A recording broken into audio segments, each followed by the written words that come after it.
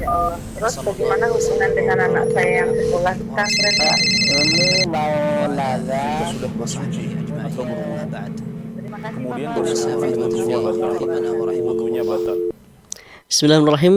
Assalamualaikum warahmatullahi wabarakatuh. Alhamdulillahi wassalatu wassalamu ala rasulillah wa ala alihi wa sahbihi ajma'in, amma ba'd. Ahlan wa sahlan wa marhaban bikum seluruh pemirsa dan juga pendengar Fatwa TV dimanapun Anda berada. Alhamdulillahirrabbilalamin. Senang sekali rasanya di sore hari ini saya bisa kembali menyapa Anda semua tentunya dalam program acara live interaktif Hidup Indah dengan Sunnah bersama guru kita, Ustadz kita, Ustadz Dr. MH Hasan Ayatullah MA Hafizahullah Ta'ala, yang mana beliau merupakan anggota Dewan Fatwa Perhimpunan Al-Irsyad. Salawat dan salam semoga tetap tercurah kepada Nabi kita, suri tauladan kita Nabi Muhammad Sallallahu Alaihi Wasallam. Baik pemirsa dan juga pendengar Fatwa TV dimanapun Anda berada, seperti biasa selama 1 jam ke depan kurang lebih kita akan bersama-sama menimba ilmu. Kita akan bersama-sama mendengarkan nasihat, petuah dan juga tentunya ilmu-ilmu yang akan diberikan Ustadz MH Hasan Ayatullah kepada kita semua di sore hari ini. Jangan lupa siapkan pena Anda dan juga catatan Anda untuk menyatat apa-apa yang perlu dicatat di sore hari ini. Dan seperti biasa juga kita akan memberikan kesempatan bagi Anda untuk bertanya secara langsung di sore hari ini melalui line telepon kami. Dan alhamdulillah telah bersama kita semua Ustadz Dr. MH Hasan Ayatullah MH Hafizahullah Ta'ala di studio Fatwa TV Jember. Kita sapa terlebih dahulu. Assalamualaikum Ustadz. Waalaikumsalam warahmatullahi wabarakatuh. Ahlan bika. Kifahal Ustadz, gimana kabar Ustadz? Sehat Ustadz ya? Khair, alhamdulillah. Alhamdulillahirrahmanirrahim. Alhamdulillah. Kita sama-sama merah ini Ustadz. Iya, janjian. Padahal enggak Ustadz. Iya, Masya Allah. Iya. Takdir namanya. Iya Ustadz, betul banget Ustadz. Baik Ustadz, insya Allah sore hari ini pemirsa dan juga pendengar sudah siap ini Ustadz ya. Baik. Mendengarkan nasihat antum. Di sini juga pertanyaan sudah masuk Ustadz ya. Insya Allah kita akan bersama-sama meninggal ilmu di sore hari ini Ustadz. Barakallahu fikum Ustadz. Baik Ustadz. Ana belum bilang barakallahu fikum, mana sudah fik barakallah Ustaz. Baik Ustaz. Baik pemirsa dan juga pendengar Fatwa TV dimanapun Anda berada. Dan juga tak lupa kami menyapa rekan kami yang tergabung dalam RTVC yang ikut merilai program di sore hari ini. Alhamdulillah sahlan seluruh pendengar, yaitu ada Radio Sahabat Tegal, Radio MD FM Probolinggo, Radio Sago FM Sumatera Barat, Radio Al Hikmah Banyuwangi, Radio Tuah FM Riau dan juga Radio Mas FM Sragen. Ahlan wa sahlan wa marhaban bikum. Dan pemirsa seperti biasa, sebelum kita memasuki sesi tanya jawab ya, kita akan mendengarkan nasihat singkat dari beliau Ustadz Dr. MH Hasan Ayatullah MA Hafizahullah Ta'ala. Kepada beliau dipersilakan. Jazakumullah khair. Bismillahirrahmanirrahim. Alhamdulillahirabbil alamin. Sallallahu wasallam wa baraka ala abdihi wa rasulihi nabiyina Muhammad wa ala alihi wa sahbihi ajma'in, amma ba'd.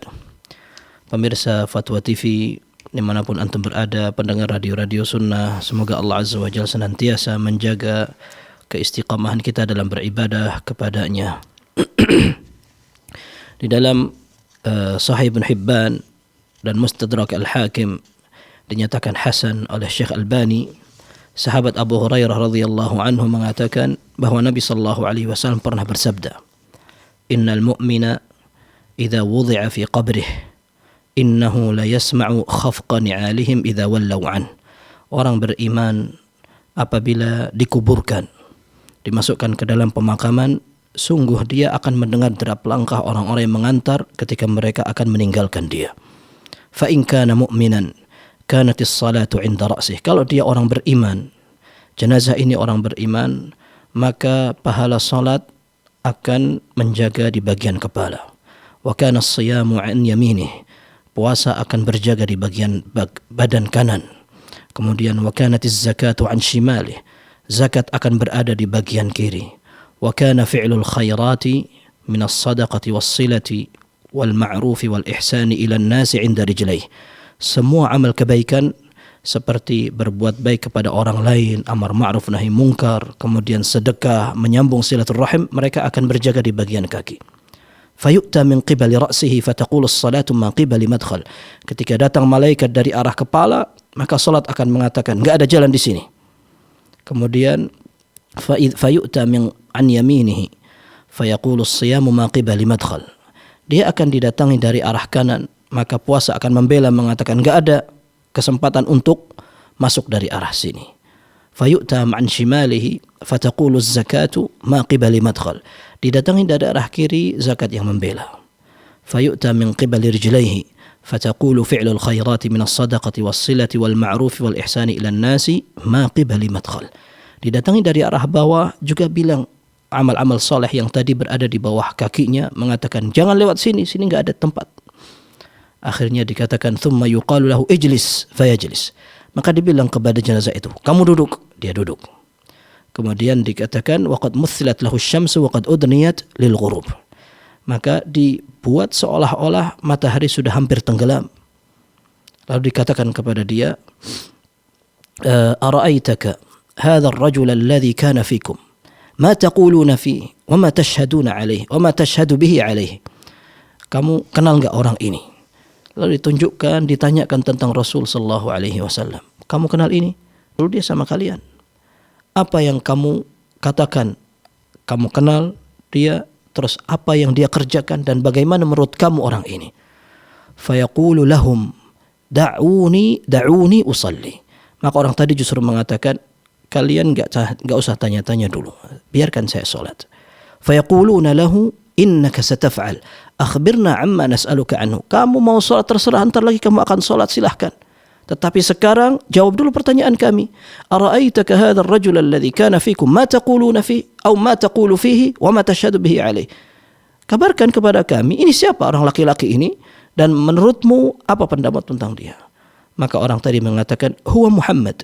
Ashhadu annahu Rasulullah wa annahu jaa bil haqqi min indillah. Maka dia mengatakan, ini Muhammad. Ini adalah Rasul, aku bersaksi dia adalah utusan Allah dan dia datang membawa kebenaran dari Allah Subhanahu wa taala. Fayuqalu lah ala dzalika hayyit wa ala dzalika mit wa ala dzalika tub'atsu insyaallah. Dengan keimanan seperti ini kamu dulu hidup dan kamu pun mati dengan keimanan seperti ini, dan dengan keimanan seperti itu pula kamu akan dibangkitkan nanti hari kiamat. Kemudian disebutkan dalam hadis itu, fayuftahu lahu babun ilal jannah fayuqalu hadhihi jannatun wa hadhihi maq'aduka minha wa ma a'adda Allahu laka fiha. Maka dikatakan, ini surga, ini tempatmu nanti di situ, dan ini yang Allah siapkan untuk kamu nanti di tempat ini. Fazada khibtatan wa surura, ditambah bahagia sekali orang ini.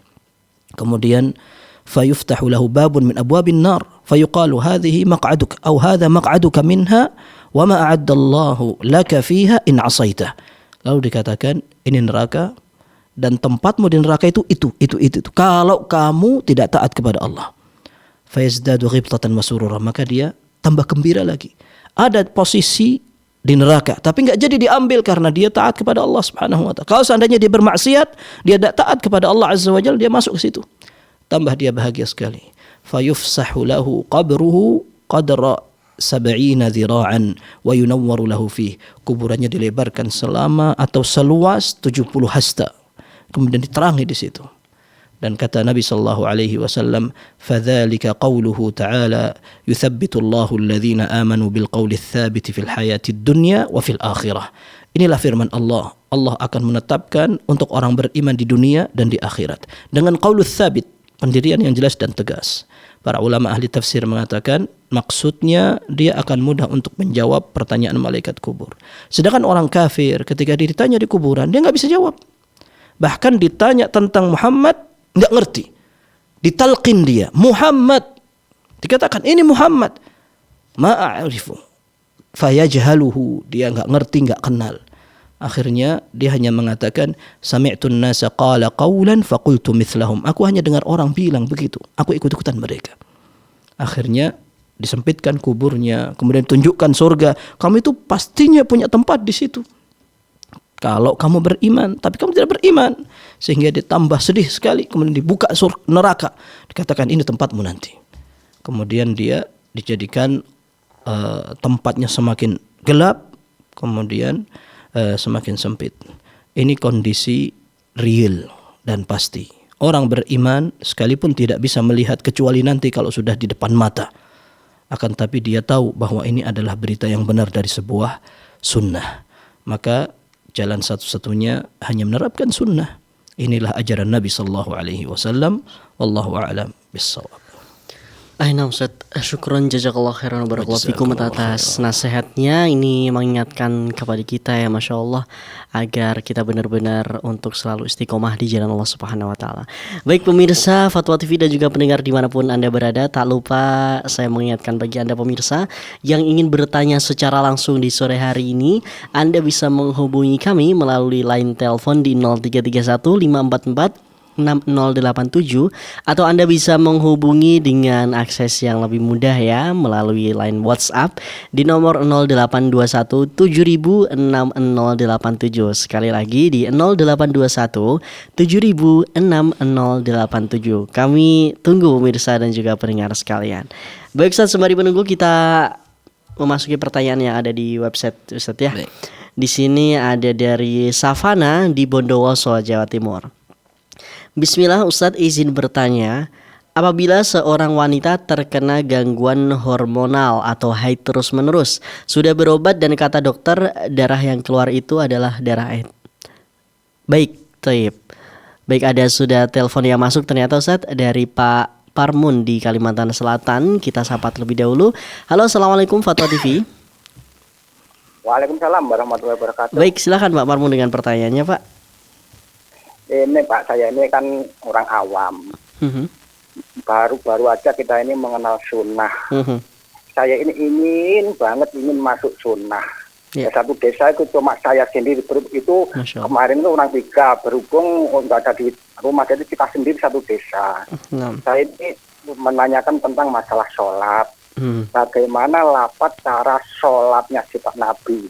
Apakah dilapatkan pakai usoli apa enggak? Baik. Yang satu, terus keduanya, terus saya ini berjamaah di masjid, terus orangnya itu wudunya nggak seperti sifatnya sholat Nabi, apakah sah sholatnya? Terusnya imamnya itu nggak tumakninah, apakah bisa diikuti kah itu? Baik, cukup Pak? Ya, cukup dulu. Baik. Assalamualaikum. Waalaikumsalam warahmatullahi wabarakatuh. Masya Allah Pak Parmun, semoga Allah Azza wa Jalla semakin membuat antum istiqamah, semangat dalam mempelajari ajaran Nabi sallallahu alaihi wasallam sehingga semakin memahami agama dengan benar. Yang pertama masalah talaffuz bin niyah atau mengucapkan niat dalam salat. Ini disampaikan beberapa ulama dari mazhab yang 4 atau sebagian mazhab yang 4. Ya, mereka mengatakan dalam salat bahwa menggunakan lafaz usolli, kemudian ketika akan beribadah puasa menggunakan nawaitu sauma ghadin dan seterusnya, merupakan ibadah yang bisa lebih memantapkan hati kata mereka.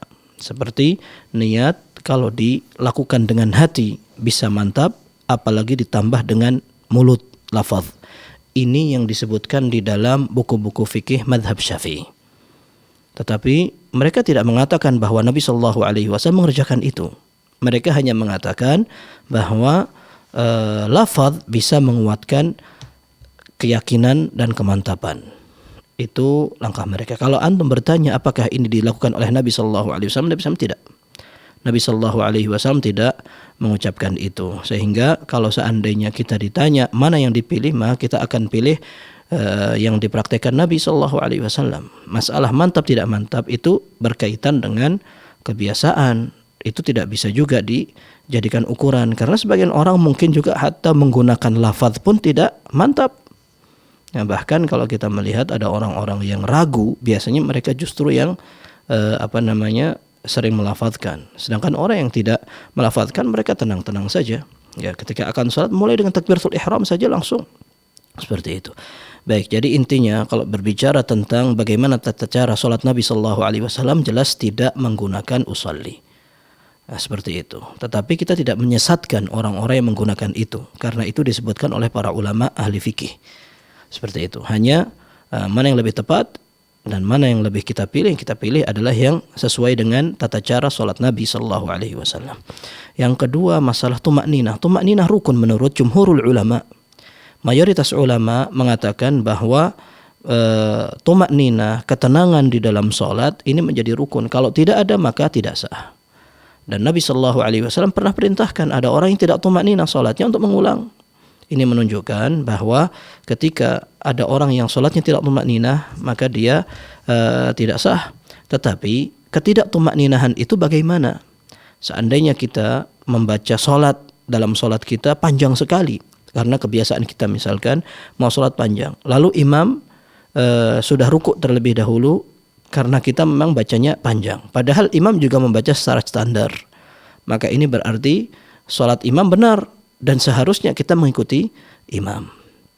Tetapi kalau seandainya imam terlalu cepat dan terlalu cepatnya sangat begitu, sehingga kita belum sempat membaca Al-Fatihah baru Allahu Akbar, tahu-tahu Allahu Akbar, kemudian kita belum sempat membaca Subhana Rabbiyal Azim, imam sudah berdiri, belum sempat kita Rabbana walakal hamd, dia sudah sujud.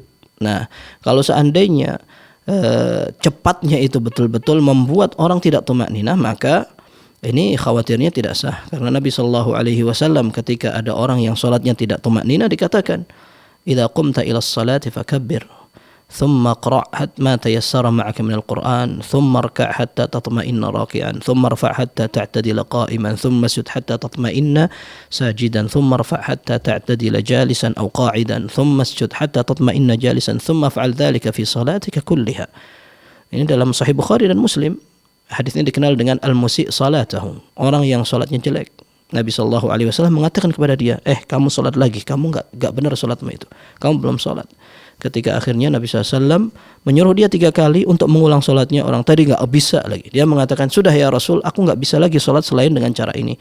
Maka Nabi SAW mengatakan, kamu kalau salat, kamu harus tumakninah, takbiratul ihram dulu, baca Al-Fatihah dulu, kemudian setelah itu beliau mengatakan, rukuklah sampai kamu tumakninah rukuknya, bangunlah sampai iktidalnya tumakninah, kemudian kamu sujud sampai tumakninah, kemudian kamu duduk sampai tumakninah, kemudian kamu lakukan ini semua di semua salatmu. Nah, ini menunjukkan bahwa kalau seandainya rukun itu tidak terlaksana, maka salatnya khawatir sekali kita tidak sah, seperti itu. Maka cari masjid yang salatnya tumakninah. Wallahu a'lam bishawab. Nah Ustadz, syukron jazakallah khairan barakallahu fikum atas jawabannya. Semoga ini bisa menjawab pertanyaan dari Pak Parmun ya yang ada di Kalimantan.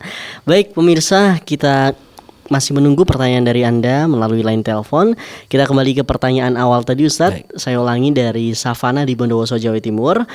Apabila seorang wanita terkena gangguan hormonal atau haid terus-menerus sudah berobat dan kata dokter darah yang keluar itu adalah darah haid, yang mana keluarnya darah haid sangat lama, bisa hingga 1 bulan. Setelah diobati darah haid tidak keluar selama 3 hari, tapi setelahnya keluar lagi. Pertanyaannya, bagaimana Ustadz, apakah harus beribadah, sholat dan puasa seperti biasa atau menunggu darah haid ini berhenti sempurna? Jazakumullah khairan. Jazakumullah khairan. Iya, ini namanya darah penyakit. Karena ada darah haid yang disebut dengan darah kebiasaan wanita. Darah kebiasaan wanita dalam bahasa Arab namanya ad-daurah syahriyah. Dan itu merupakan darah yang dikenal perempuan dan berbeda ciri dan hari-harinya. Akan tetapi jika seandainya darah itu berlanjut dan seolah tidak berhenti, para ulama mengategorikan langsung bahwa itu merupakan darah penyakit alias istihadah. Istihadah merupakan darah yang keluar bukan karena kebiasaan wanita, akan tapi karena penyakit. Otomatis dia tidak boleh menghalangi seorang untuk beribadah. Para fuqaha rahimahumullah, jumhur mayoritas ulama mengatakan bahwa darah haid tidak boleh lebih dari 15 hari. Siklus wanita berbeda-beda, ada yang 3 hari, ada yang 7 hari, 10 hari, 12 hari, sampai 15 hari. Kalau lebih dari itu, meskipun penampilannya sama, maka bisa dihukumi ini adalah darah penyakit karena tidak wajar. Sehingga mereka mengatakan lebih dari 15 hari dinyatakan bahwa ini adalah istihadah. Istihadah merupakan darah penyakit yang dinilai ini darahnya tidak menghalangi seorang wanita untuk sholat, puasa, atau beribadah lainnya. Sehingga apa yang dia kerjakan, kalau seandainya dia tidak bisa untuk membedakan antara haid dan istihadah, maka dia cukup mempraktekkan hari-hari kebiasaan. Hari kebiasaan haidnya tanggal berapa sampai tanggal berapa, maka dia praktekkan itu. Setelah itu dia anggap semua darah yang keluar istihadah. Lalu dia tinggal cuci, kemudian dia menggunakan pembalut atau yang bisa menghalangi darah itu keluar dan terkena pakaian, setelah itu sholat sudah seperti biasa. Nanti ketika dia akan sholat lagi, dia akan cuci bagian keluarnya itu, kemudian dia kembali berwudu sholat, seperti itu. Nah, sehingga wallahu alam, orang yang memang mengalami nasib seperti itu, maka dia menganggap sebagian darah itu haid selama kebiasaannya. Kalau dia tidak hafal darah kebiasaan tanggal berapa bagaimana, dia cukup mengamalkan atau mengira-ngira dengan kebiasaan wanita di sekitarnya, ibunya, adik kakaknya, bibinya, kemudian dan seterusnya. Kalau seandainya nggak bisa lagi, nggak mengetahui bagaimana kebiasaan mereka, maka dia menggunakan terakhir ijtihadnya, pokoknya saya akan haid selama 7 hari. Ya, selama 7 hari misalkan. Setelah itu sudah.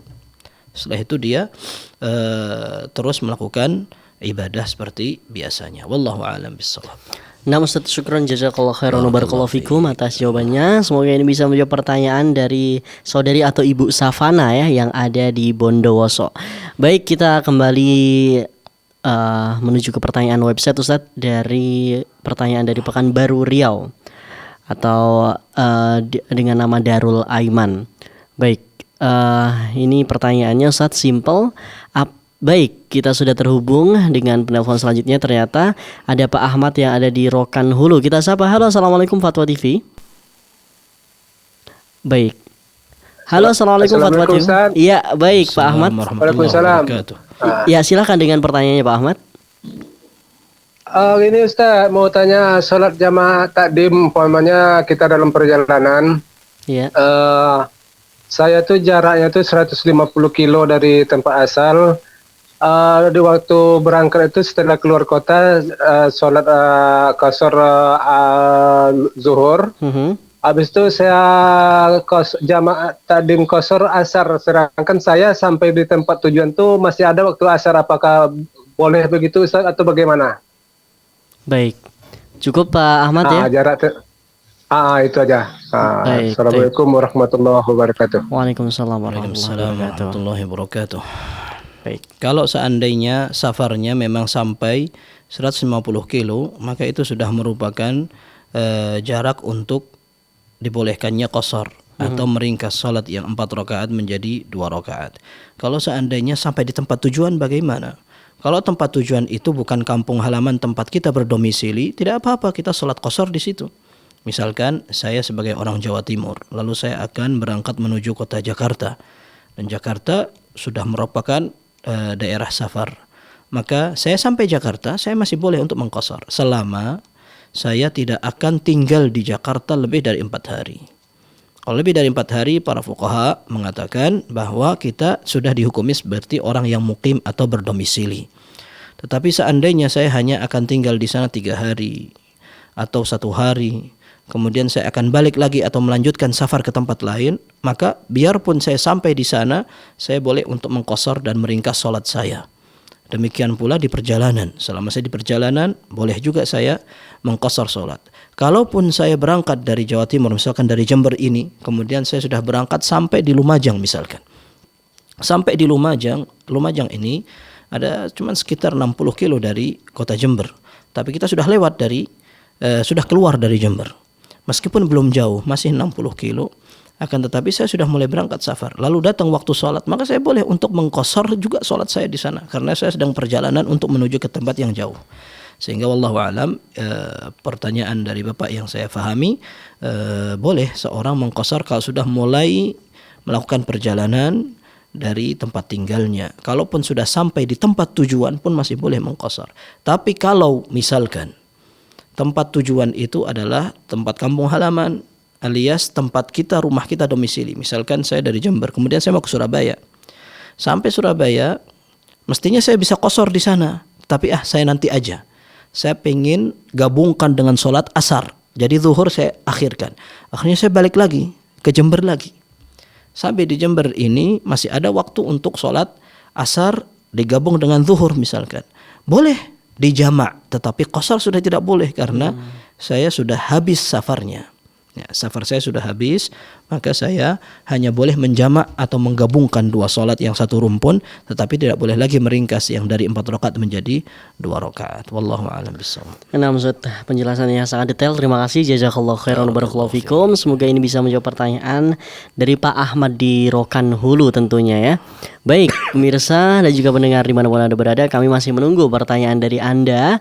Di sore hari ini tentunya Anda bisa bertanya melalui line telepon kami. Dan juga ini alhamdulillah telah terhubung dengan kita semua. Ada Ummu Abdurrahman di Kalimantan. Kita sapa, halo, assalamualaikum Fatwa TV. Halo, assalamualaikum Fatwa TV. Baik, assalamualaikum Ummu Abdurrahman. Waalaikumsalam Ya, warahmatullahi. baik. Silahkan Ummu Abdurrahman dengan pertanyaannya. Afwan, Ustaz mau bertanya tentang Afwan, bertanya tentang pertanyaan tentang sihir. sihir. Taib. Iya, saya mau bertanya apa saja tanda-tanda seseorang yang terkena sihir? Apa benar kalau seseorang yang sering mimpi binatang yang disuruh Rasulullah dulu seperti kalajengking, ular, tikus dan sebagainya itu, apa benar kalau sering mimpi seperti itu seseorang tersebut kena sihir? Kemudian kalau ain itu kan bisa bisa dari manusia ya, ain itu. Apakah boleh kita bukan memutuskan silaturahim sih. Saya itu punya saudara yang terkenal punya hati yang hasad, dan saya juga sepertinya pernah kena ain. Sepulang dari rumah beliau itu saya mengalami kecelakaan. Intinya dia itu nggak senang, orang enak aja nggak senang gitu kalau orang tersebut. Tapi dia benar-benar saudara, masih sepupu satu kali, masih adiknya ibu saya. Jadi bolehkah saya itu sekali setahun aja gitu ke tempat beliau, bukan memutuskan silaturahim, tapi kita takut kalau kita sering-sering ke tempat beliau, jadi kitanya terkena ain. Baik. Membatasi Ibu ya berarti ya. Iya, membatasi aja. Kalau lewat telepon masih bisa telepon kita. Kadang-kadang juga kita masih kirim hadiah sih untuk beliau. Cuman untuk yang ketemu silaturahim langsung itu kurang berani masih sekarang. Apakah berdosa kalau seperti itu? Ya, syukur ya Ustadz. Baik. Silakan Ustadz. Baik, pertanyaan pertama, sihir ini merupakan sesuatu yang tidak bisa prediksi. Maka para ulama ketika mendefinisikan sihir, secara bahasa, sihir itu suatu yang samar dari kata-kata sahara. Sahara, waktu sahur. Waktu sahur itu waktu masih gelap, tidak kelihatan. Kemudian sihir itu juga dikatakan ma khafiya wa latufa sababuh.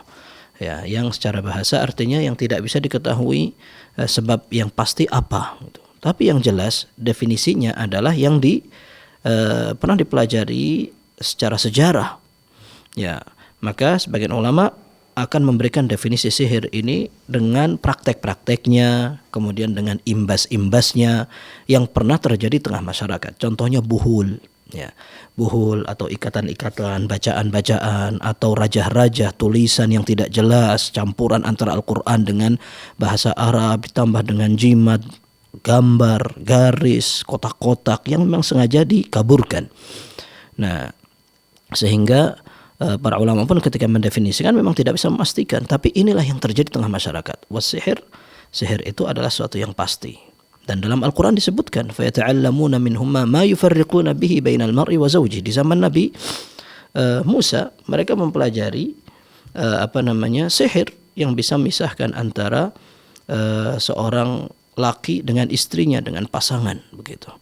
Nah, ini salah satu dampaknya. Dan Nabi SAW pernah terkena sihir, sehingga beliau seolah-olah ngebayangin berhubungan dengan istrinya tapi tidak apa-apa, tidak mengerjakan apa-apa, sehingga badannya lemah, lesu, capek sekali, padahal tidak mengerjakan apa-apa. Kemudian terkadang seorang disihir bisa sakit, bahkan bisa mati, tergantung dengan apa yang dipraktekkan, ditujukan, dan seterusnya. Terkait mimpi, wallahu alam, apakah ini juga termasuk? Ya, terkadang bisa, terkadang tidak, karena bisa juga iya, bisa juga tidak. Sehingga yang lebih penting adalah bagaimana cara menanggulangi. Kalau masalah sihir, seorang ketika melihat yang tidak baik, maka dia isti'adzah, minta perlindungan kepada Allah Subhanahu wa taala. Kemudian ketika akan tidur misalkan dia menghadap ke arah kanan, wudu terlebih dahulu dan seterusnya. Kalau dikhawatirkan itu sihir, maka dia berusaha untuk meruqyah dengan ruqyah yang syar'i. Ya, dengan ruqyah yang syar'i.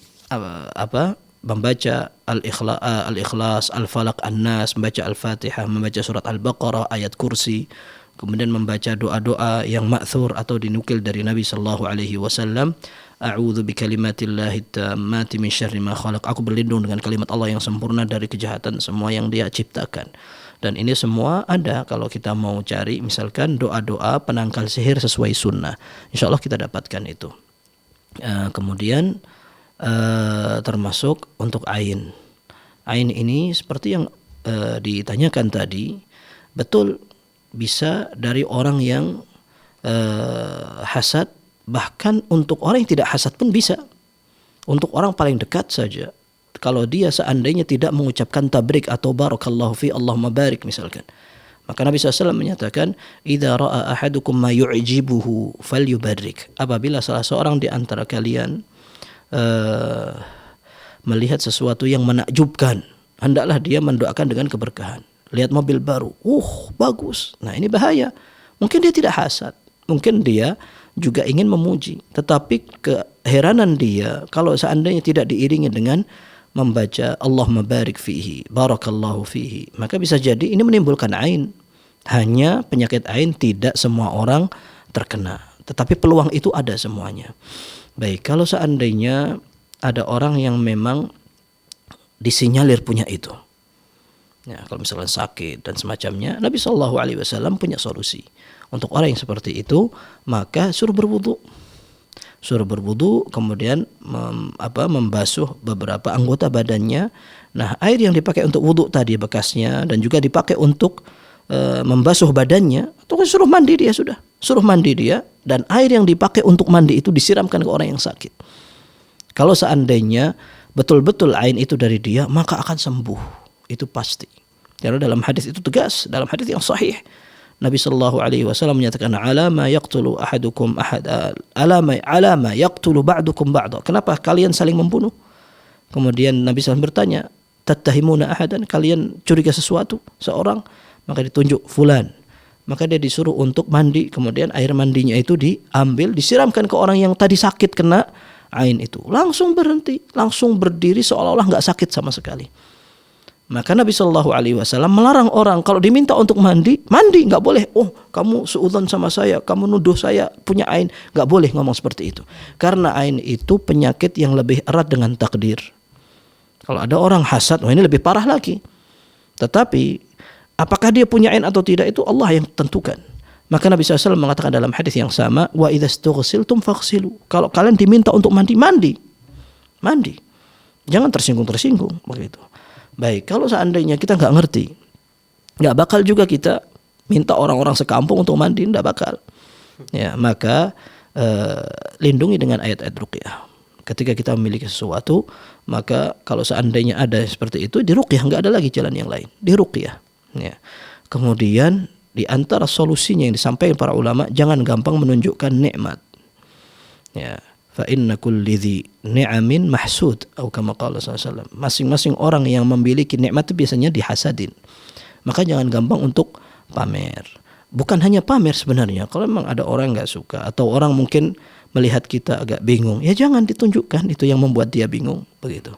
Kalau seandainya ada saudara yang memang seperti itu disebutkan, memang ada di tengah masyarakat seperti itu, maka boleh seorang menjaga dan memasang jarak atau membatasi, tidak apa-apa. Tapi jangan lupa juga untuk berdoa, dan insya Allah ain itu akan bisa juga dihalau dengan zikir. Ya. Maka tetap zikir pagi dan petang. Kemudian kalau misalkan mau menjaga tidak apa-apa. Seperti itu. Wallahu a'lam bishawab.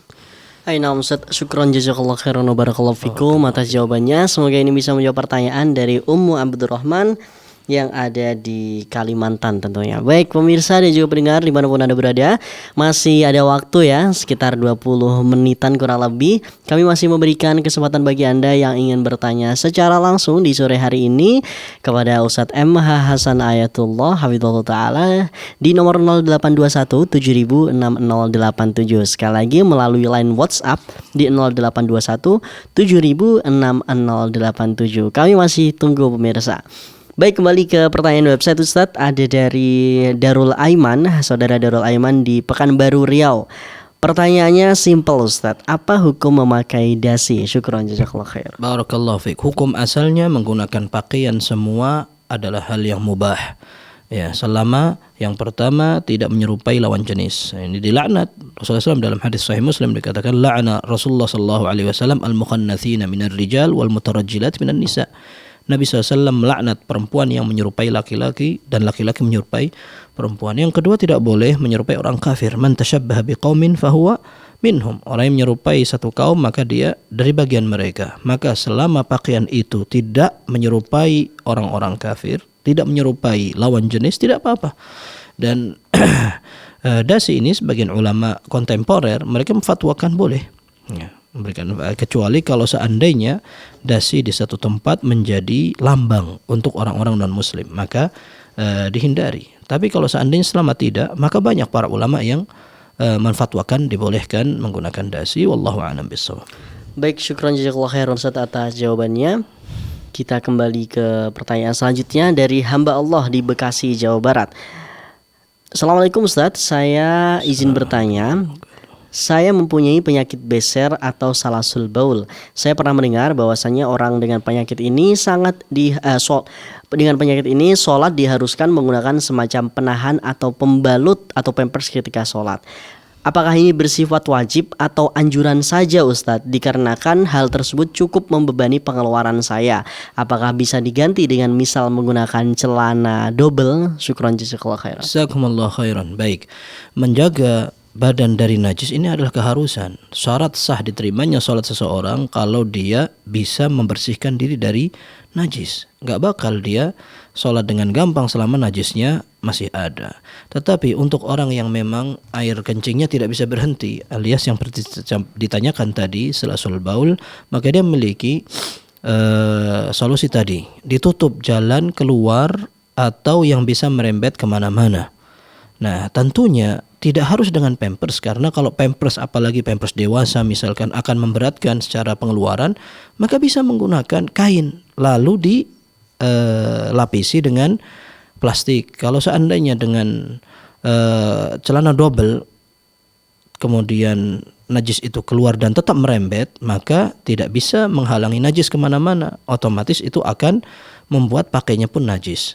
Maka tidak harus juga menggunakan pembalut atau pampers dan semacamnya. Bisa menggunakan plastik atau penutup apapun yang kira-kira bisa menahan agar najis itu tidak kemana-mana. Kan tapi sekedar dari satu titik saja dan tidak membuat pakaian yang kita pakai najis. Wallahu a'lam bishawab. Nah Ustadz, syukron jazakallahu khairan atas jawabannya Ustadz, barakallahu fikum.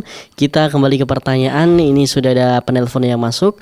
Ada dari Abu Rizal yang ada di Kalimantan lagi ya. Kita sapa. Halo, assalamualaikum Fatwa TV. Waalaikumsalam warahmatullahi wabarakatuh. Baik, silakan Bapak. Iya, silakan.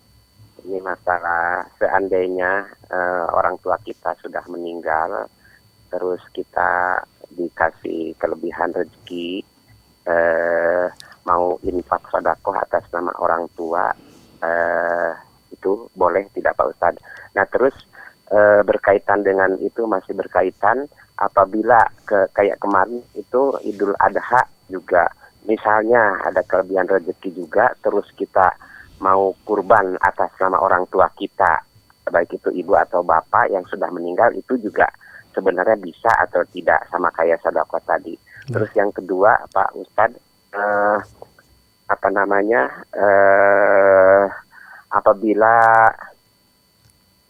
Mungkin itu aja dulu Pak Ustadz ya. Terima baik, kasih itu dulu Pak ya. Ustadz. Saya Baik, lupa, terima ya. kasih Abu Rizal. Itu aja dulu. Ya, assalamualaikum warahmatullahi wabarakatuh. Waalaikumsalam warahmatullahi wabarakatuh. Iya, yang pertama masalah sedekah untuk orang yang sudah meninggal nyampe insyaallah. Dalam Sahih Muslim dikatakan seorang wanita bertanya kepada Nabi sallallahu alaihi wasallam, "Ya Rasulullah, inna ummi iftatalat nafsuha."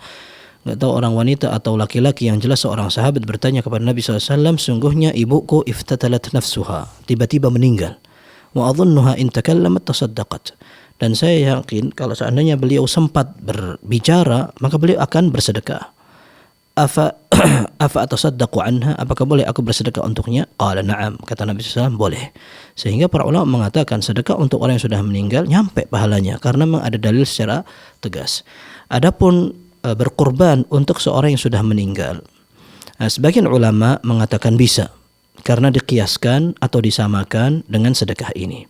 Sebagian ulama yang lain mengatakan lebih baik mengikuti Nabi sallallahu alaihi wasallam. Nabi sallallahu alaihi wasallam tidak mengkhususkan hewan sembelihan untuk orang yang sudah meninggal.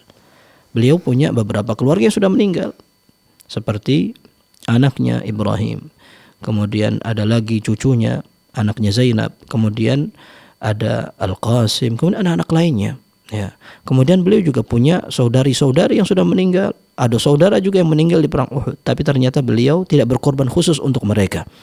Tetapi beliau berkorban untuk beliau sendiri dan untuk seluruh keluarga yang masih hidup dan yang sudah meninggal.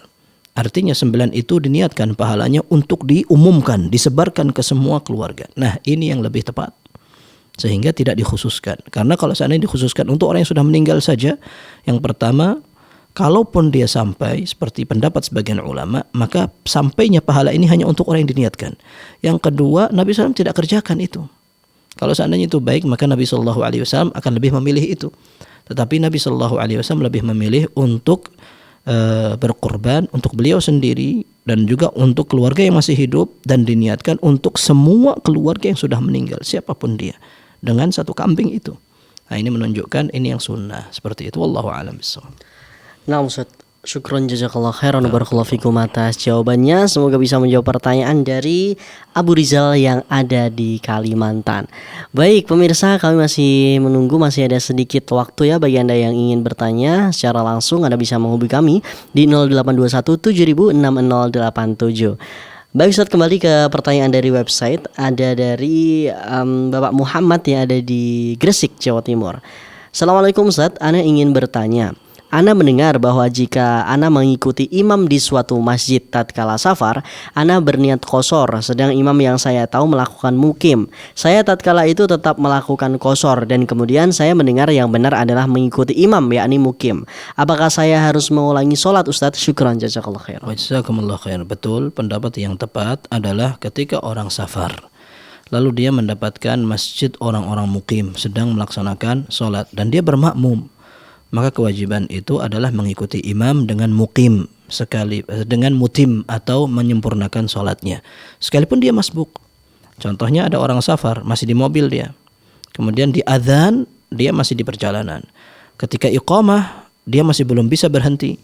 Ketika dia berhenti, dapat masjid yang sudah sampai rakaat ketiga sholat isya, maka karena dia orang yang safar tetapi bermakmum kepada imam yang mukim, maka dia tetap harus menyempurnakan nanti menjadi 4 rakaat, karena dia belakang atau menjadi makmumnya orang yang mukim, orang yang tidak safar. Kalaupun dia ingin tetap qosor, maka sebagian ulama mengatakan dia harus mengulang karena sholatnya tidak sah. Dan ini dinukil dalam Sahih Muslim dari Ibnu Abbas radhiyallahu anhu ketika beliau ditanya, kenapa kalau kita sholat sendiri ketika safar kita 2 rakaat, tapi kalau kita sholat bareng-bareng di belakang orang yang mukim justru kita harus sholat 4 rakaat? Ibnu Abbas tidak banyak ngomong, beliau mengatakan hakadha sunnah, inilah sunnah Nabi sallallahu alaihi wasallam. Sehingga kalau ada orang yang tetap mempeng atau ngotot untuk qosor padahal depannya adalah imam yang mukim, maka dia harus mengulang. Ini sebagian ulama mengatakan demikian. Kalau sudah berlalu bagaimana? Kalau sudah berlalu, maka para ulama mengatakan dia tetap harus mengulang, seperti yang kita sebutkan tadi. Atau sebagian ulama yang lain mengatakan, ini bukan jumhur, mayoritas ulama mengatakan harus mengulang karena dia salah. Yang kedua, sebagian ulama seperti dinukil dari Syekhul Islam Ibnu Taimiyah rahimahullah, beliau mengatakan tidak salah.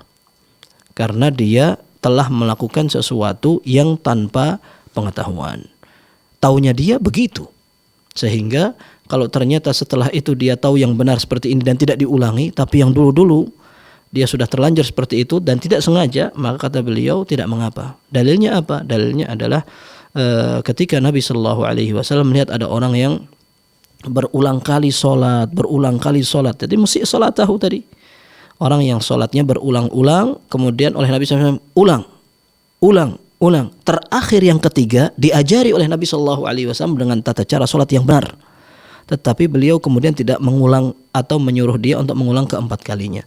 Ini menunjukkan bahwa sholat orang yang tidak ngerti, padahal dia sudah berusaha untuk mencari yang dia tahu, ternyata salah, maka tidak perlu diulang kembali. Ini menurut pendapat Syekhul Islam Taimiyah dan orang yang mengikutinya. Kalau kita mau hati-hati, diulang saja. Seperti pendapat mayoritas ulama. Wallahu a'lam bishawab. Nah Ustadz, syukron jazakallahu khairan barakallahu fikum. Masih ada penelpon yang masuk Ustadz. Di sini kita akan menyapa penelpon kali ini. Ada Pak Parmun lagi di Kalimantan Selatan. Kita sapa. Halo, assalamualaikum Fatwa TV. Baik Pak Parmun. Halo, assalamualaikum Fatwa TV. Baik, ternyata terputus Ustadz. Kalau begitu kita akan melanjutkan pertanyaan yang ada di website. Di sini dari Ahmad Nurul Faitin ya, di Murung Raya, Kalimantan Tengah. Pertanyaannya Ustadz, apakah bekas tapak kaki anjing yang sudah kering di lantai itu termasuk najis? Apabila najis, apakah cara membersihkan atau menyucikannya sama seperti jika terkena najis anjing? Syukron jazakallahu khairan. Jazakumullahu khairan. Jawabannya wallahu alam tidak najis. Dalam Sahih Bukhari disebutkan bahwa para sahabat mengatakan kanatil kilabu tuqbil wa tudbiru fil masjid fi zamani Rasulillah sallallahu alaihi wasallam falam yakun yarushuna syai'an min dzalik. Dalam Sahih Bukhari dikatakan bahwa dulu anjing-anjing di sekitaran Masjid Nabawi juga banyak.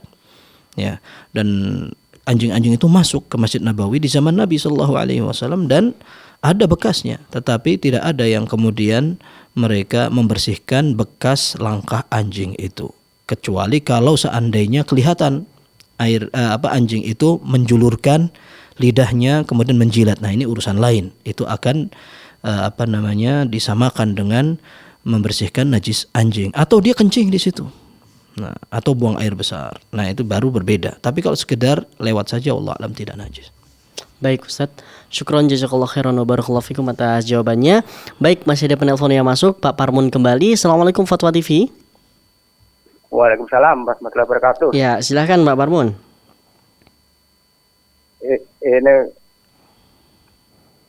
Ini Pak Ustadz mau nanya, sholat witir itu ada memakai kunut apa enggak?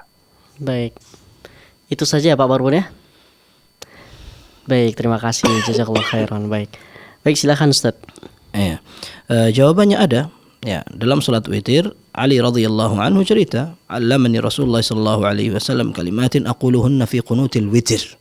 Aku diajari Nabi sallallahu alaihi wasallam beberapa kalimat yang aku baca ketika qunut witir.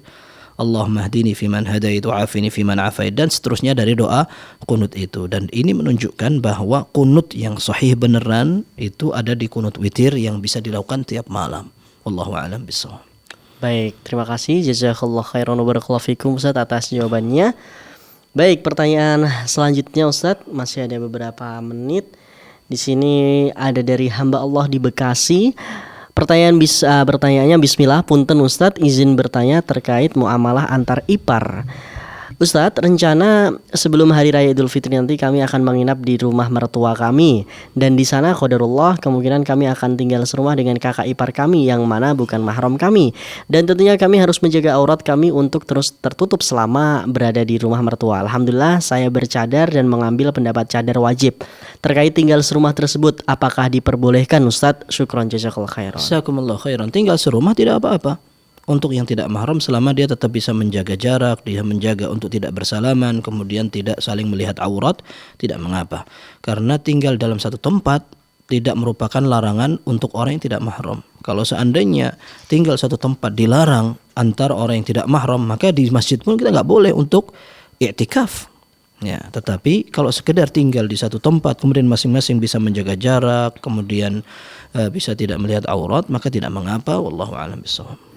Baik, Terima kasih Ustaz, syukron jazakallah khairan. Baik, ini mungkin pertanyaan terakhir ada dari penelpon, kita sapa dari Pak Samsul yang ada di Bekasi, kita sapa. Halo, Assalamualaikum Fatwa TV. Assalamualaikum warahmatullahi wabarakatuh, Ustaz. Barakallahu fiikum. Assalamualaikum warahmatullahi wabarakatuh. Baik, silahkan Pak. Ustaz, mau tanya Ustaz, kalau seandainya waktunya mepet mau azan subuh, kemudian kita belum sempat untuk salat witir, lalu datang ke masjid untuk azan, katakanlah 5 menit sebelum subuh datang ke masjid sebelum azan. Kemudian datang ke masjid itu, masuk ke masjid itu, boleh nggak salat witir cuman 1 rakaat? Artinya tahiyatul masjid kan harusnya 2 rakaat saja. Ini cuman 1 rakaat saja karena waktunya mepet. Itu ya Ustaz, barakallahu fiikum. Assalamualaikum warahmatullahi wabarakatuh. Assalamualaikum warahmatullahi wabarakatuh. Jawabannya boleh. Ya, jawabannya boleh karena para ulama menyebutkan tahiyatul masjid artinya kita tidak langsung duduk ketika masuk, akan tapi beribadah dulu. Maka ibadah untuk 2 rakaat tahiyatul masjid bisa dilakukan dengan sholat apapun. Kalau kita mau sholat fardu atau sholat sunnah yang lebih kuat dari sholat tahiyatul masjid. Kalau seandainya kita mau sholat wudhu saja sah. Kalau kita mau sholat witir juga insya Allah sah, tidak mengapa. Wallahu a'lam bishawab. Baik Ustadz, terima kasih jazakallahu khairan. Pertanyaan tadi sekaligus menutup perjumpaan kita di sore hari ini. Baik. Sekali lagi kami ucapkan syukron Ustadz, jazakallahu khairan telah membersamai kami di sore hari ini tentunya, dan juga banyak sekali ilmu yang telah kita dapatkan. Semoga apa yang antum sampaikan ini menjadi pahala bagi antum Ustadz. Amin. Dan semoga apa yang antum sampaikan bisa menjadi amal ibadah kita, bisa kita lakukan juga menjadi pahala Ustadz. Amin ya rabbal alamin. Barakallahu fikum Ustadz. Baik pemirsa dan juga pendengar Fatwa TV dimanapun Anda berada, alhamdulillahirabbil alamin, tidak terasa 1 jam berlalu kurang lebih ya, kita sudah bersama-sama mendengarkan nasihat dan juga petuah dari beliau Ustaz Dr. MH Hasan Ayatullah MA Hafizahullah Ta'ala, di mana di sore hari ini telah banyak sekali ilmu dan juga nasihat yang kita dapatkan. Semoga kita bisa untuk mengambil faedahnya dan juga bisa untuk menerapkan dalam kehidupan sehari-hari kita. Baik pemirsa dan juga pendengar Fatwa TV dimanapun Anda berada, bagi Anda yang ingin mengetahui rangkaian acara Fatwa TV lebih detail, Anda bisa mengunjungi website kami di www.fatwatv.id, dan juga Anda bisa update tanya jawab di www.dewanfatwa.com/tanya jawab. Dan pemirsa dimanapun Anda berada juga, kami mengingatkan bagi Anda yang ingin bergabung bersama kami untuk menyiarkan bersama-sama berjuang dalam syiar dakwah Islam di Fatwa TV, Anda bisa menghubungi kami atau bisa melalui rekening atas nama Yayasan Pilar Media Komunikasi dan atas nama Dewan Fatwa Perhimpunan Al-Irsyad yang ada di layar kaca Anda. Dan alhamdulillahirrahmanirrahim, terima kasih bagi Anda yang sudah ikut berpartisipasi di sore hari ini dan mengikuti dari awal hingga akhir. Akhirnya saya mewakili kerabat kerja yang bertugas pamit undur diri. Kita tutup dengan doa kafaratul majlis. Subhanakallahumma bihamdika asyhadu an la ilaha illa anta astaghfiruka wa atubu ilaik. Wassalamualaikum warahmatullahi wabarakatuh. Ya Allah. Terus bagaimana hubungan dengan anak saya yang sekolah pesantren Pak? Ini mau nanya, sudah bersuci atau berwudu, kemudian bersentuhan dengan suami, wudunya batal.